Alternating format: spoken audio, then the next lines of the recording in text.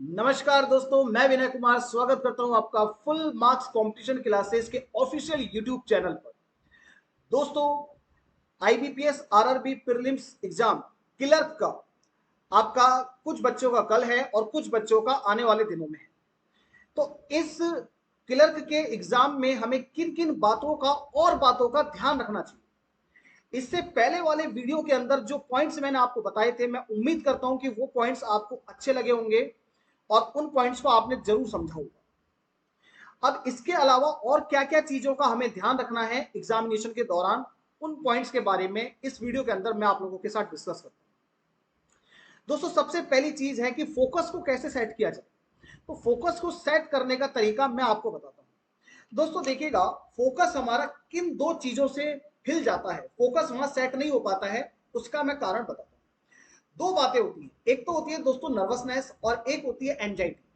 Nervousness और anxiety, ये दोनों चीजें हमारे फोकस को एग्जाम के दौरान सेट नहीं होने देती हैं। ये दोनों ही चीजें हमारे फोकस को दोस्तों हिला के रख देती हैं, हमारे फोकस को सेट नहीं होने देती। अब इससे ओवरकम कैसे किया जाए एंजाइटी, और इसको कैसे कम किया जाए नर्वसनेस को। तो दोस्तों मैं आपको इसका एक तरीका बताता हूँ। जब आप एग्जामिनेशन सेंटर में एंट्री लेंगे, आप अपने जो एग्जामिनेशन हॉल है वहां पहुंच जाएंगे, आप अपने पीसी के ऊपर भी जाकर के बैठ जाएंगे। जब आप अपना एग्जाम स्टार्ट करेंगे, उससे 10 मिनट पहले एक पॉपअप विंडो आपके सामने खुलती है, और इस 10 मिनट के दौरान नॉर्मली क्या होता है कि बच्चे इधर उधर देखते हैं अपना, या तो कोई है ना बगल वाला क्या कर रहा है, ये वाला क्या कर रहा है।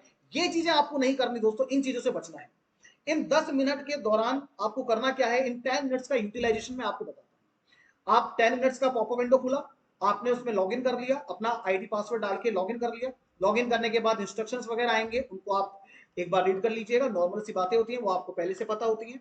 ठीक है, अपनी लैंग्वेज सेलेक्ट कर लेना, और नीचे चेक मार्क पे नीचे चेक मार्क आता है, उस पर आप क्लिक कर दीजिएगा। और फिर इस प्रोसेस में 2 मिनट का समय लगता है। अब आपके पास बचे 8 मिनट, तो इस 8 मिनट का यूटिलाइजेशन मैं आपको बताता हूँ। दोस्तों, आपको जो भी चेयर वहां बैठने को मिलेगी या स्टूल बैठने को मिलेगा, तो सपोज करो कोई चेयर आपको मिलती है, तो उस चेयर के बिल्कुल एज पॉइंट पर आपको बैठना है। ये नहीं बिल्कुल रिलैक्स मोड पे आ गए, नहीं, बिल्कुल रिलैक्स मोड पे नहीं बैठना है आपको। अपने चेयर के बिल्कुल एज पॉइंट पर आकर के बैठ जाना है। ठीक है, और फिर आपको अगल वाला बगल वाला क्या कर रहा है क्या नहीं कर रहा, इन बातों से कोई मतलब नहीं होना चाहिए। आपको अपने एज पॉइंट पर आना है और स्क्रीन के सामने बिल्कुल अपना फेस रखना है, और फिर आपको लंबी लंबी सांसें लेनी है। ठीक है, आपको लंबी लंबी सांसें खींचनी है, एकदम सांस लेनी है और फिर छोड़नी है। मतलब एक योगा टाइप का आपको करना है, छोटा सा योगा है, ये आपको करना है। लंबी सी सांस लेनी है, फिर छोड़नी। ऐसा दोस्तों आप लगातार 5 मिनट तक करेंगे, तो फिर उस दौरान जो आपके ऊपर एंजाइटी और नर्वसनेस हावी हो गई थी ना दोस्तों, मैं सच बता रहा हूं, मैंने बहुत बच्चों को ये स्ट्रैटेजी बताई थी और बहुत बच्चे सक्सेसफुली आज जॉब कर रहे हैं। तो आपको ये चीज करनी है, इससे क्या होगा, नर्वसनेस और एंजाइटी दोनों गायब हो जाएगी, दोनों बिल्कुल गायब हो जाएगी। पता ही नहीं चलेगा कि एंजाइटी क्या होती है, नर्वसनेस क्या होती है। और पहले क्वेश्चन से, पहले सवाल से ही आप फॉर्म के अंदर आ जाएंगे। आप पहले क्वेश्चन से ही आपका फोकस एकदम सटीक बैठेगा। ये नहीं कि 5-10 क्वेश्चन कर लेते हैं उसके बाद फोकस आए, तब तक तो दोस्तों कहानी खत्म हो जाएगी। आपको पहले क्वेश्चन से ही अपनी फॉर्म सेट कर लेनी है। फर्स्ट क्वेश्चन से आपको सिक्सर लगाना है। ठीक है, तो फर्स्ट बॉल से सिक्सर लगाते हैं जैसे प्लेयर, तो हम कितना पसंद करते हैं, तो आपको भी ये चीज करनी है। पहले क्वेश्चन से ही आपको फोकस सेट होना चाहिए। तो फोकस को कैसे सेट करते हैं, ये मैंने आपको बताया।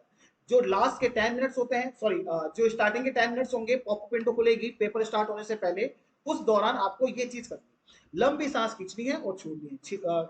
लंबी सांस एकदम ऊपर लेंगे, फिर नीचे छोड़ेंगे। ठीक है, इस तरीके से आपको करना है, आपका फोकस सेट हो जाएगा। दूसरी बात, आप अपने एग्जामिनेशन सेंटर पर दोस्तों लगभग 1 घंटे पहले पहुंच जाते हैं। अब दो टाइप के स्टूडेंट्स होते हैं। एक तो वो स्टूडेंट्स जिन्होंने वो सेंटर पहले भी देखा हो, तो वो तो नॉर्मली यदि 5-10 मिनट ऊपर नीचे हो जाएंगे तो वो तो पहुंच जाएंगे जैसे तैसे करके। ठीक है, और ऐसे स्टूडेंट्स जो फर्स्ट टाइम किसी सेंटर पर जा रहे हैं, उन्होंने कभी वो सेंटर देखा नहीं है, तो आप दोस्तों 2 घंटे का सेपरेट टाइम लेकर के चलिएगा, क्योंकि ड्यू टू ट्रैफिक कभी कभी हम एग्जामिनेशन सेंटर पे लेट हो जाते हैं। तो इस चीज से बचना है आपको वहां लेट नहीं होना है।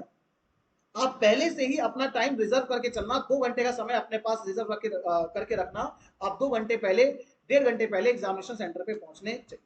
ठीक है, तीसरी सबसे इंपॉर्टेंट बात कि आपका जो एग्जामिनेशन कॉल लेटर है, उस कॉल लेटर में नीचे की तरफ इंस्ट्रक्शंस लिखे होते हैं। तो उन इंस्ट्रक्शंस को दोस्तों आपको थोरोली पढ़ना है, पूरा पढ़ना है। वो बच्चे जो पहले भी पेपर दे चुके हैं उनको भी पढ़ना है, और वो बच्चे जो फर्स्ट टाइम पेपर देने जा रहे हैं उनको तो पढ़ना ही पड़ना है। तो इंस्ट्रक्शंस पढ़ करके जाइएगा, क्योंकि कभी कभी क्या होता है, कोई नया इंस्ट्रक्शन ऐड ऑन हो जाता है तो पुराने बच्चे भी इंस्ट्रक्शंस को पूरे पढ़ के जाते हैं।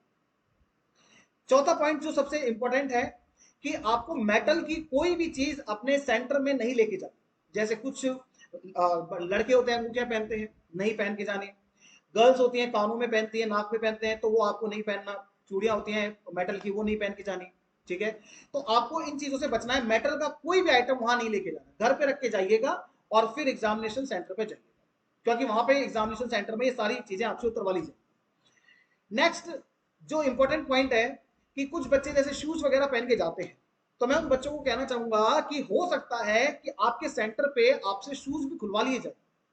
तो आप कोशिश कीजिएगा दोस्तों कि स्लीपर में या फिर सैंडल पहन करके ही अपने एग्जामिनेशन सेंटर पर जाए। ठीक है, तो ये कुछ बातें हैं। और एक सबसे ज्यादा जरूरी चीज कि यदि मान लीजिए कोई क्वेश्चन आपके सामने ऐसा आ गया, वो आपसे उस मोमेंट पर नहीं बन पा रहा है, भले ही आपने उस टॉपिक की घर पे जबरदस्त प्रैक्टिस की हो और वो क्वेश्चन आपके स्ट्रॉन्ग जोन का क्वेश्चन हो, तो दोस्तों उस पर्टिकुलर मोमेंट पे ईगो के ऊपर कोई भी बात नहीं लेनी।